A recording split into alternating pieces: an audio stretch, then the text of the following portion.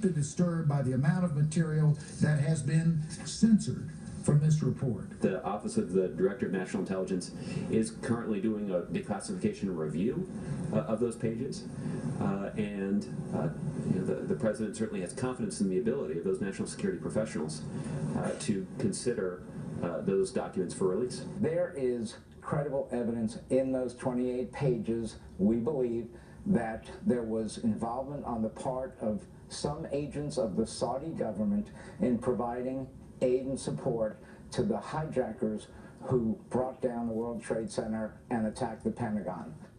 Jack Quinn there, one of the attorneys representing some 2009-11 families, trying to get to the bottom of these classified 28 pages of this joint congressional review, possibly linking Saudi Arabia in some kind of funding or support of the 9/11 hijackers. Here's what one of the former lawmakers who dealt with this investigation was told today. Former U.S. Senator Bob Graham said he got a call from the White House on Tuesday, according to the Tampa Bay Times.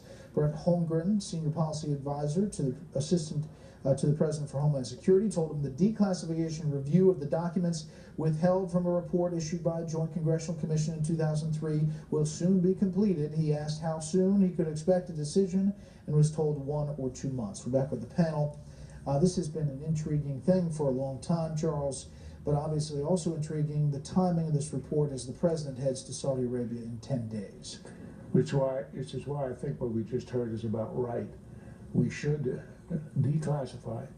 The country ought to see this, the relatives ought to know this, but we waited 13 years. We need to wait until after the summit. There's a real issue in the Gulf, which is the Gulf Arabs, including non-Saudis who would not be responsible, have a sense of being abandoned. Iran's on the move. We don't want to blow it up. If we have an issue afterwards, okay. But look, in a deep sense, we all know that the Saudis were behind this in a historical sense. They're the ones who, because of their oil wealth, spread this, what started out as a minority, fundamentalist, intolerant, anti-Western variant of Islam, Wahhabism, throughout the world, everywhere, with the madrasas, with the mosques, with the preachers, infected the world with it, and after generations of that, it has come back and hurt us. And 9/11 was a result of that. Were there individuals? Probably yes. It would be good to know it. But if we wait a month or two, that would be okay. What's interesting is the administration is going out of its way to back up Saudi Arabia here in a number of ways, in court, backing up the sovereign immunity question. And here's what Josh Earnest said today when pressed on this. This actually was an allegation that was considered by the 9/11 Commission. A part of the conclusion of that report states, quote, Saudi Arabia has long been considered the primary source of al-Qaeda funding, but we have found no evidence that the Saudi government as an institution or senior Saudi officials individually funded the organization.